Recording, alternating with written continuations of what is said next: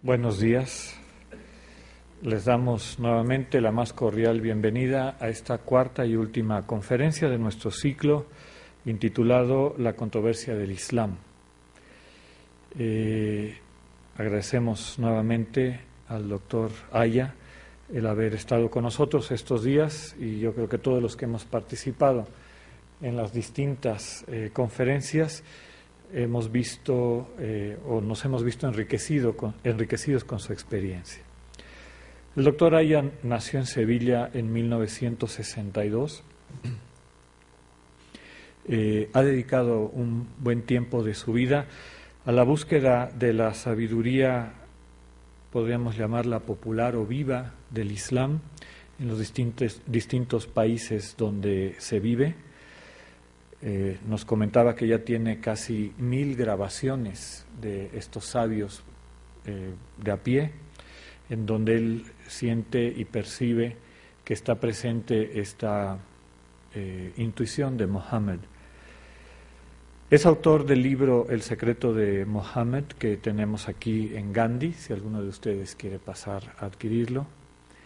También es coeditor con Javier Picasa, coautor con Javier Picasa del Diccionario de las Tres Religiones. Se encuentra en imprenta por Verbo Divino. Y también pronto El Islam descristianizado por editorial Herder. Tiene además 10 libros publicados de poesía japonesa, que es su trabajo académico también. Tiene un blog en Religión Digital titulado El alma del haiku, y ha estado impartiendo más de 60 conferencias en universidades como las de Sevilla, Barcelona, Albacete, Cuenca, Oviedo, Salamanca, entre otras.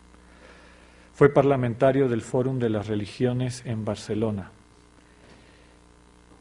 y es profesor de la Universidad Nacional de Educación a Distancia en la Cátedra de Cultura y Civilización Islámica desde hace 4 años. Es nuevamente un gusto darle la palabra al doctor Aya. Muchísimas gracias. Cuarta y última conferencia de este ciclo que nos autopropusimos con el título de La controversia del Islam. Ya hemos visto que efectivamente el Islam es un hecho controvertido y que cualquier intuición de cualquier musulmán enseguida va a encontronarse, va a chocar con algún otro tipo de concepción de otro musulmán sobre el mismo aspecto, el mismo tema. Y la conferencia que hoy tocaba decía el yihad y las justificaciones islámicas de la violencia. En el subtítulo yo intenté hacer el siguiente extracto. ¿Justifica el Islam el uso de la violencia? Si es así, ¿en qué circunstancias y con qué limitaciones? ¿Fue violento el profeta Muhammad? ¿Predicó el perdón? Se estudiará el tema de la tolerancia con otras religiones, el asunto de la conversión forzosa y del castigo de la apostasía, la permisión del tiranicidio, y si todos estos aspectos o alguno de ellos tiene que ver con el Corán. En definitiva, ¿justifica el Corán el asesinato de seres humanos en algún caso? Bueno, yo creo que cargué un poco la mano cuando se me ocurrió que en 2 horas pudiera trabajarse todas estas cuestiones. Lo que sí es muy importante es empezar, para que no se desequilibre todo lo que va a venir luego, hablando de perdón, hablando de paciencia ante las ofensas y hablando de tolerancia. Porque muchos creen que el perdón pertenece solo a la religión, por ejemplo, cristiana, que evidentemente le pertenece, pero no muchos saben que el profeta Muhammad recomendó muchas veces poner la otra mejilla, recomendó muchas veces perdonar al enemigo, y hay hadices de una validez incontestable, como responde a una mala acción con una buena acción, y aquel que es tu enemigo será tu amigo. O ese otro que dice, tener buen carácter significa estar cerca de aquellos que te dejan de lado, perdonar a los que te han herido y ser generosos con aquellos que se han portado mal contigo. Este es el Muhammad que que a veces se oculta, ¿no? Y solo sale el otro, el profeta de la guerra. Bueno, vamos a empezar hablando de esto y luego ya matizaremos todo lo otro. En otro hadiz, en otro dicho profético, dice Muhammad: no seáis como la gente que no razona y afirméis que vais a tratar bien solo a los que os traten bien. Y si os causan daño, vosotros también les causaréis daño. Acostumbraos más bien a hacer el bien si os tratan bien y a no hacer el mal si os tratan mal, al menos a no hacer el mal. Muhammad tiene una vida bien documentada de paciencia ante las persecuciones. Cuando los primeros musulmanes vivieron estas circunstancias de toda una sociedad puesta en pie contra una religión naciente, por el solo hecho de que iba en contra de los intereses económicos de la idolatría de su tiempo, que arrojaban muy buenos dividendos, cuando le insultaban, cuando por la calle le hacían mofa, cuando directamente empezaron las torturas de los primeros musulmanes, sobre todo los que eran esclavos. Hubo muchos esclavos que se convirtieron al Islam en los primeros tiempos, entre otras muchas razones, porque el Islam es igualitario y automáticamente el esclavo se volvía libre. Entonces le decían al profeta: ¿por qué al menos no los maldice? Ya que no tiene fuerza, ya que no tenemos fuerza todavía para atacarle o lo que sea, ¿por qué no los maldice? Y el profeta Muhammad contestaba: no he sido enviado para maldecir a los hombres, sino para bendecirlos, para ser una baraka. El segundo día, el primer día veíamos que era la baraka, eso que hacía fértil la vida, una níama, placer que Dios envía al mundo para que el mundo funcione. Pues eso se administra a través de los profetas, a través de los santos, de los íntimos de Allah. No he sido enviado para maldecir a los hombres. Cuando incluso en cierta ocasión los nobles de Meca mandaron a unos niños de la calle a apedrear al profeta y llegó ensangrentado a su casa de tantas pedradas como le habían dado, el profeta hizo la siguiente petición a Dios. Dijo: oh mi Señor, guía a mi pueblo, pues son verdaderamente ignorantes. No les maldijo, no hizo ninguna clase de no me sale la palabra, no se vengó de ellos, etcétera, etcétera. Era muy frecuente cuando él estaba haciendo la oración que alguien se riera de él, ¿no? O le tocaban las palmas, o le soplaban, le silbaban. Jamás hay ni un solo hadiz de que el profeta se ofendiera con nadie ni tomara ninguna represalia ante ese tipo de abochornamiento de él en público. Este es el profeta Muhammad, el profeta que cuando después de tener que irse a Medina, de tener que librar batallas, de reconquistar Meca, no se vengó de nadie de los que le habían expulsado, robado las casas o torturado. No hubo represalias cuando volvió a tomar Meca. Y hasta los historiadores más fríos y más objetivos se dan cuenta que esa generosidad del profeta Muhammad solo la puede tener un hombre santo y un hombre con una lucidez especial para guiar a los seres humanos, sin que haya conflicto entre una y otra cosa. Porque para nosotros, el que está más cerca de Allah, el que sabe mejor tratar a los seres humanos y gobernarlos, ¿no?, de alguna forma. Allah nos ha prohibido hacer daño a nadie, repetía una y otra vez. Cuando, por ejemplo, un judío al que él le debía dinero, cuando él ya era el gobernante de Medina, cuando ya gobernaba Medina, se endeudó, porque el profeta vivía al día, y dicen que nunca llegaba la noche teniendo una moneda en el bolsillo sin darla a alguien. Entonces, cada noche empezaba de nuevo su economía, digamos. Pero en cierta ocasión tuvo un problema, tuvo que pedir a un judío dinero. Ese judío, como no se lo lograba, como no se lo devolvía, hizo una cosa extraña, que es que le secuestró en su propia casa. Él y unos amigos llegaron a la casa del profeta Muhammad de Medina y lo encerraron y lo mantuvieron un día entero encerrado y aislado del resto de un día entero. Al día siguiente que lo dejaron libre, el profeta no tomó represalia, no hizo nada, y los compañeros no entendían esta generosidad del profeta Muhammad. Pero si no hubiera sido así de generoso, no habría conseguido formar la umma que formó. Hubiera sido un imperio más personal y basado en el personalismo. Por tanto, empezamos hablando de perdón, de tolerancia, de aguante, de paciencia. Y seguimos hablando de tolerancia, porque la tolerancia va a ser una de las claras, uno de los claros signos de la relación del Islam con otras religiones en el Corán. En el Corán. Por una razón muy sencilla. El profeta Muhammad no se presenta como un profeta distinto a los otros profetas, un profeta que está generando, fundando una religión totalmente diferente, sino que se presenta a sí mismo como el último eslabón de una cadena profética que, según la tradición, se remonta a 24.000 profetas, de los cuales solo conocemos el nombre de unos 25 o 26 que aparecen en el Corán, pero nosotros sabemos que hay muchos más de los cuales no sabemos sus nombres, porque el Corán dice que no ha habido ningún pueblo, no ha existido ningún pueblo sobre la tierra al que no se le haya enviado un profeta. Con lo cual, al ser el último eslabón de una cadena, se ve obligado a aceptar la veracidad de todos los profetas anteriores.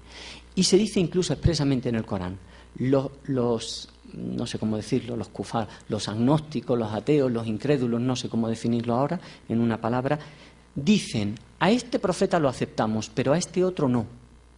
Pero los musulmanes aceptan a todos sin excepción.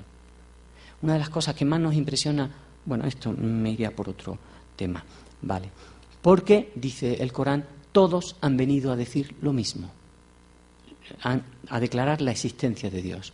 No hay un profeta que sea más que otro. Es más, se dice en la tradición que todos los profetas son el mismo profeta. Que todos son el mismo profeta. Que Allah, que Dios, repite indefinidamente la oportunidad al ser humano de la profecía, de encontrar la huda, el camino hacia él, ¿no?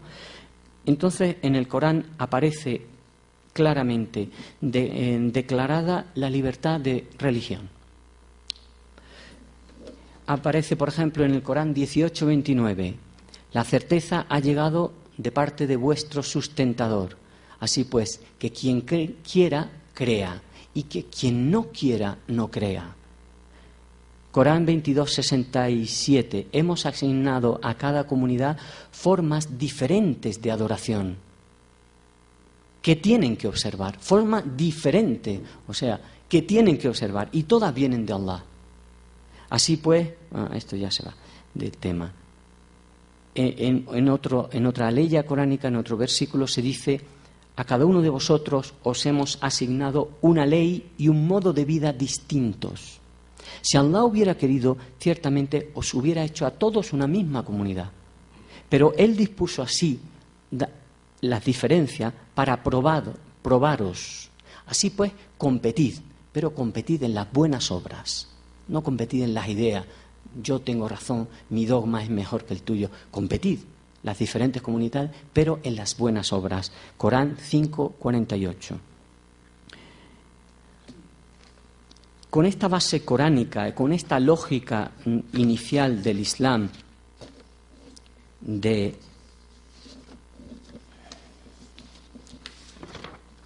que no hay religiones verdaderas y religiones falsas, de que no hay profetas verdaderos y profetas falsos, sino que todos los ritos que siguen todos los seres humanos de toda la tierra son verdaderos y son su camino, el camino que Dios les ha enviado para la intimidad con Dios, para la santidad, para lo que sea.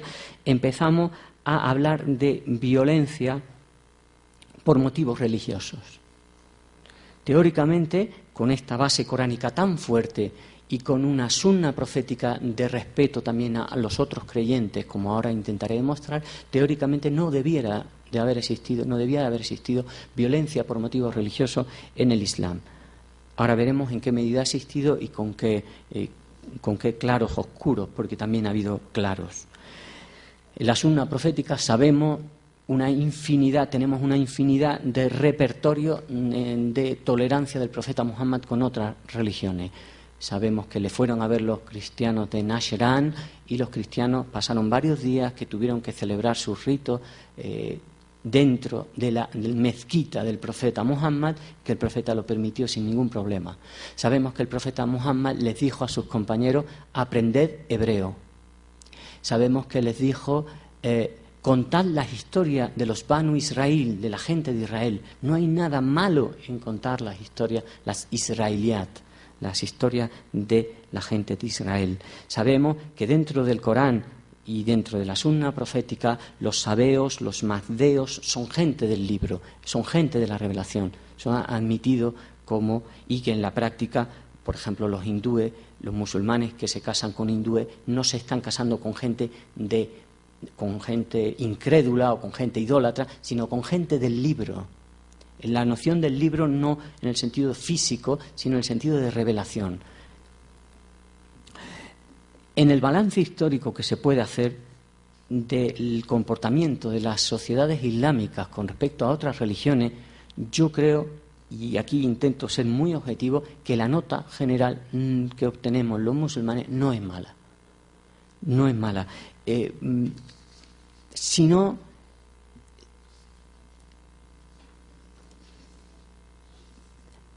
observemos cómo, por ejemplo, los Balcanes, durante más de 300 años de dominación turca, sigue habiendo una mayoría cristiana.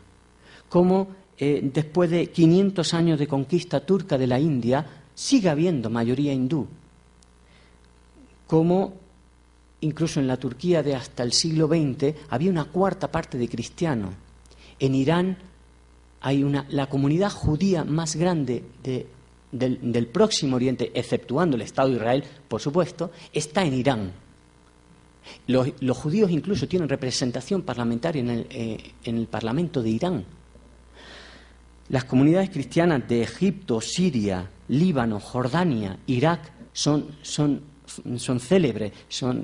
No quiere decir que siempre las relaciones hayan sido armónicas, pero al menos algo quiere decir que en tierra islámica hayan conseguido vivir comunidades de otras religiones y hayan conseguido prolongarse en el tiempo. Las comunidades judías de Túnez, del Magreb.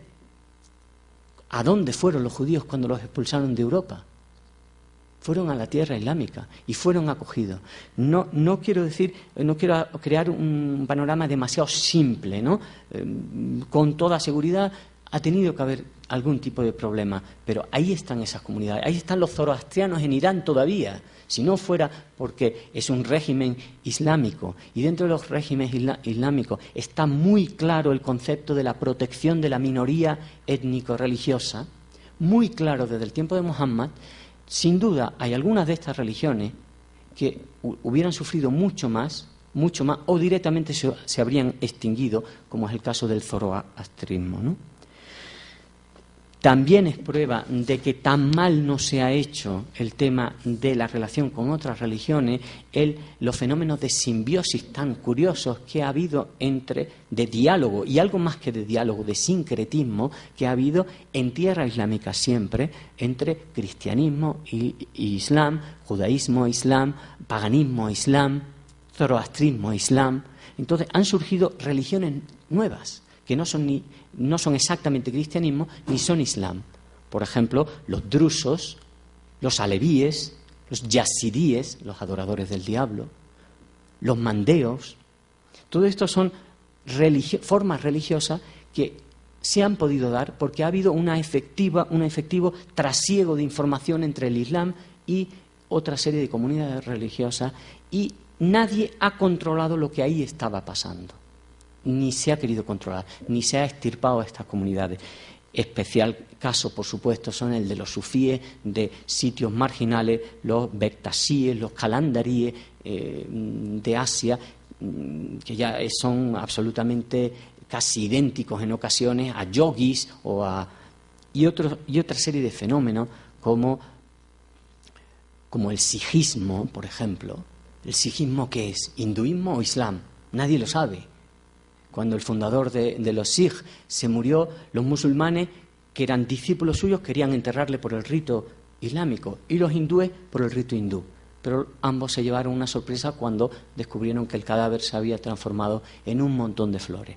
Al menos eso dice la tradición.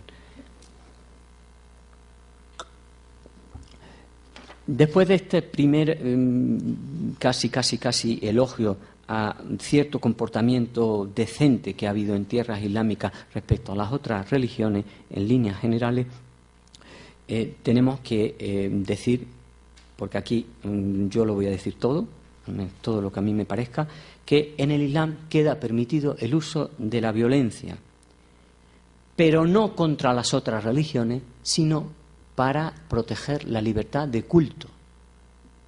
Os va a parecer una manipulación así de marketing, pero bueno, qué inteligente es este muchacho, que dice que sí, que ellos usan la violencia por motivos religiosos, pero para proteger a los otros cultos, no para atacar a los otros cultos. Corán 22:39, y me gustaría que algún arabista alguna vez lea esta ley coránica.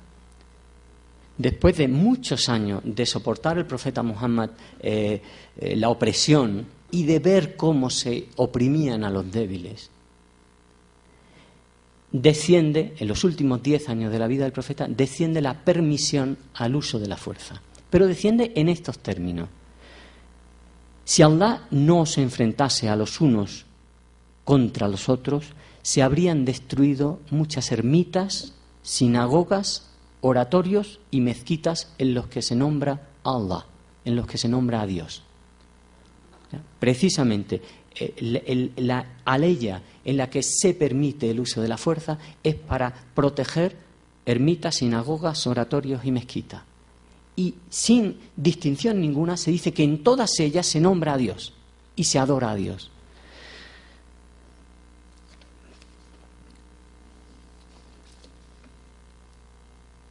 Primer punto, entonces, violencia por motivos religiosos contra otras religiones, no en absoluto, al menos en teoría, al menos en el Corán, en la Sunna, y todo lo contrario. Se puede ejercer la violencia para proteger a las otras religiones. 2. Violencia contra los que no creen. Son los musulmanes violentos contra los incrédulos, los paganos, los ateos, etcétera, etcétera.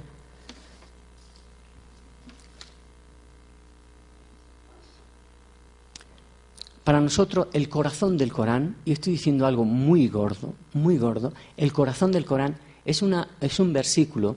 Hablad con los musulmanes que queráis hablar y preguntadle qué versículo es el que explica vuestro modo de relacionaros entre vosotros y con los demás. ¿Qué versículo es el alma del Corán? Y casi todos los musulmanes que no sean fuertemente integristas os van a contestar la ikraha fid-din. No haya compulsión, no haya obligación, no haya violencia en materia de religión. La ikraha fid-din, Corán 2, 256. No haya violencia, obligación. Esa fue la norma del profeta toda su vida. Y continúa diciendo el Corán: si Allah hubiera querido, habrían creído todos los seres de la tierra. ¿Puedes tú forzar a que crean los que Allah no ha forzado a que crean? Corán 10:99. ¿Puedes tú forzar a que crean los que Allah no ha forzado a que crean? Entonces, la violencia contra los que no creen no tiene sentido desde un sentir islámico, no tiene lógica islámica, porque no es el hombre el que lleva la religión, no es el hombre el que hace que los demás comprendan a Allah o se sometan a Él o se abran a Él. Cualquier tipo de religiosidad depende de Allah, no depende de nosotros. Nosotros todo lo más estamos para responder a las preguntas del que necesita respuesta, si es que las tenemos, pero nunca y bajo ningún concepto para convertir a los demás. Ese mito de los musulmanes convirtiendo a fuego y espada, cruzando las tierras con sus caballos y con sus espadas, haciendo que la gente se sometan al Islam, o si no, yo creo que pertenece a otro tipo de imaginario que desde luego no es el islámico. Y también de esto quisiera hablar hoy en algún momento. Por tanto, la violencia contra los que no creen, al menos en el Corán, en la Sunna de Muhammad, no aparece justificada. y contra los apóstatas. Aquí ya hay que entrar un poquito más en materia. Contra esos musulmanes que en algún momento han aceptado el Islam y en otro momento han dicho, ya no soy musulmán. Bueno, yo creo que aquí hay una fuerte malinterpretación, pero muy interesada y alimentada por esos poderes que no son legítimos en el Islam, pero que se dicen legítimos y que al final se han quitado a disidentes políticos con la excusa de que son herejes o apóstatas. Si uno ve la historia, ya veremos cómo aparece la apostasía en el Corán y cómo aparece en la Sunna de Muhammad. Pero si uno ve la historia, sí, hay muy frecuentes condenas a alguien o a un grupo humano de zindik o de apóstatas, ¿no? De ridda, ¿no? Pero qué casualidad que casi siempre es un grupo que es contestatario con el poder, contra el sultán o contra el imán o contra el califa. Casi siempre es un grupo políticamente problemático. Entonces, es mucho más fácil decir, habéis abandonado el Islam, que aquí hay una disidencia interna de nivel político, vamos a resolverlo en nivel político, sobre todo en gobiernos que son claramente tiránicos. Frente a esa historia plagada de momentos en los que a algún grupo humano se le ha acusado de apostasía y se le aplica una pena, está el Corán, donde no solo he dicho que se respeta la libertad de conciencia, sino que sabemos de judíos, por ejemplo, que en el primer tiempo, en el primer entusiasmo, se hicieron musulmanes y luego dejaron de ser musulmanes. El profeta lo permitió. Sabemos de mujeres que estaban casadas con un musulmán y se hacían musulmanas y luego se divorciaban y se casaban con un idólatra y dejaban de ser musulmanas. Y el profeta lo permitió. Jamás en todo el Corán aparece ni una sola condena a muerte, ni a nada, a un apóstata. Nunca. Ni el caso de estos judíos, ni de estas mujeres, ni de los beduinos que en el principio se hicieron musulmanes y luego les pareció muy extraño el Islam, o sencillamente el vínculo persona a persona que habían establecido con el profeta Muhammad ya no les interesaba, lo rompieron y volvieron a sus tradiciones tribales. Y el profeta, una vez más, lo permitió. En el Corán, una y otra vez, cuando aparece el tema de la apostasía y aparece gente que dan la espalda, siempre se les dice, anúnciales un castigo doloroso en la otra vida. Nunca en esta vida, y mucho menos tómate tú la justicia por tu mano y castígalos. Siempre, una y otra vez, el castigo de la apostasía es, ya se entenderán con Allah en la otra vida. Por tanto, no sé de dónde se saca el que se lo saque, que los apóstatas tienen que ser ajusticiados. No lo sé, o sí lo sé, sí lo sé. Son dos hadices, quiero decir, no lo sé porque no responden al Corán, sí lo sé porque siempre hay hadices para todo, para justificar cualquier villanía o cualquier manipulación, esos cientos de miles de hadices, de los cuales hay un 15, 20, 30% que son una cadena de transmisión impecable, pero hay una cantidad ingente que algún engarce de la cadena de transmisión del dicho, ya no sabe uno si ese hombre mentía o no mentía, en fin, que uno echando mano a los hadices los puede justificar todo. Y aparecen dos hadices de los cientos de miles de hadices que tenemos. Hay dos hadices en los que se han amparado estos gobernantes que querían aplicar la apostasía, o recientemente estos imames que quieren aplicar la apostasía a cualquiera que no entra por su redil. Cualquier libre pensador, cualquier novelista como Mahfuz, ¿no? Claramente le declararon apóstata. ¿Por qué? Porque se sale del control de los ulemas. Entonces, antes por disidencia política, ahora porque ese intento de eclesializar el Islam es poderoso y hay gente que son libre pensadores o que son gente de Allah y no quieren el poder aplicado al Islam, esa jerarquía, rechazan la jerarquía, la acusación más fácil, mucho más fácil que dialogar con ellos, mucho más fácil que dar cuenta de tus verdades o de tus intuiciones, es decir, tú eres un hereje, tú eres un apóstata. Pero se tiene que basar en algún hadiz. Bueno, hay 2 hadices, ¿vale? Los 2 extraordinariamente dudosos y extraordinariamente débiles. Nosotros decimos enfermos, el adjetivo árabe que se usa para los hadices que no son una línea de transmisión clara. Uno de ellos dice, sí, los 2 son muy claros, claro, está justificando una serie de cosas. No es lícito la sangre de un musulmán a otro musulmán, excepto la del que abandona su religión y se enfrenta a su comunidad. El segundo hadiz dice que Ali le prendió fuego a unos herejes. Esto es, sabiendo la personalidad de Ali, es imposible, porque Ali era santo hasta la tontería, era ingenuo. Si sería ingenuo que en una batalla, teniendo el cuchillo en la garganta, se dice, de su enemigo, el enemigo le escupió y le dijo: ya no puedo matarte, porque ya no te mato por Allah, ahora te mato por mí. Entonces lo dejó en libertad. Y en otra ocasión, en una circunstancia parecida, alguien le dijo: yo no soy tu enemigo, yo no soy enemigo de Allah, no soy tu enemigo. Y entonces lo dejó de matar. Y en otra ocasión, uno más listo de la cuenta pinchó hojas del Corán en las lanzas, y Ali, que iba absolutamente a arrasar a ese ejército, dijo: no, yo no puedo estar luchando con alguien que dice estar luchando por el Corán. Era un hombre de una ingenuidad espantosa. Bueno, dice que este hombre, además, según Muhammad, fue el hombre más espiritual que había conocido él en vida, Ali, su primo. Y dice el hadith que este hombre le prendió fuego a unos apóstatas. Bueno, vale, vamos a seguir leyendo. Y sigue diciendo el hadith: pero eso estuvo muy mal hecho, porque el castigo del fuego está prohibido en la sunna de Muhammad. Es verdad, está prohibido, porque es indiscriminado.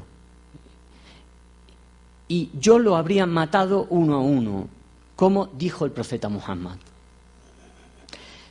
Al que cambie de religión, lo matáis. Bueno, ¿qué puede tener de verdad estos 2 hadices tan raros, tan débiles, tan manipulados? Lo único que yo, estudiando, he podido ver que tenga algo de sentido es que el profeta les prohibió a los musulmanes tocar a alguien que hubiera dicho la ilaha illallah. Pero a lo largo de la historia, la primera historia de los musulmanes, muchos se echaron atrás y se pusieron en el ejército del enemigo. Cuando llegaron a la batalla, los musulmanes se vieron en la disyuntiva de tener que guerrear con gente que había dicho la ilaha illallah.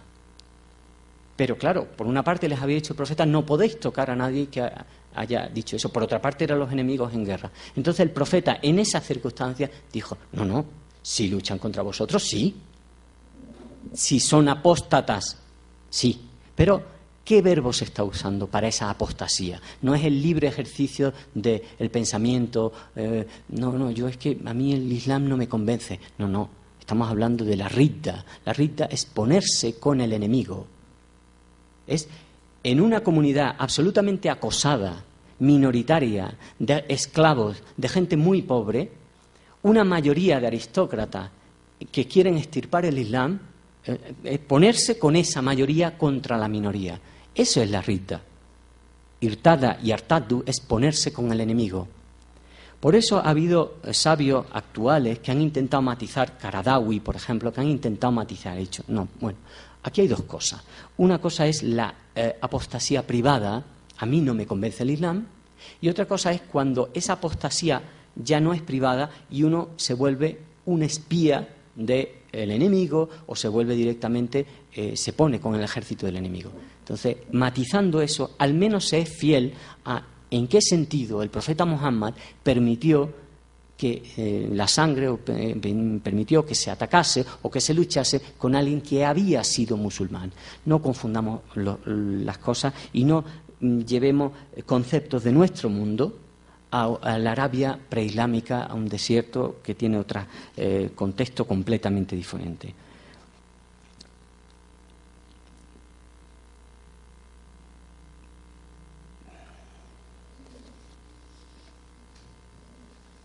Si fuera así, que en tiempos del profeta Muhammad hubiera estado permitida la muerte de alguien que, no poniéndose en el ejército del enemigo, sencillamente dejaba de ser musulmán, ¿cómo es posible que en el Corán haya un pasaje tan significativo como el que dice: hay algunos de ellos que se hacen musulmanes, luego dejan de ser musulmanes, luego vuelven a ser musulmanes, luego dejan de ser musulmanes?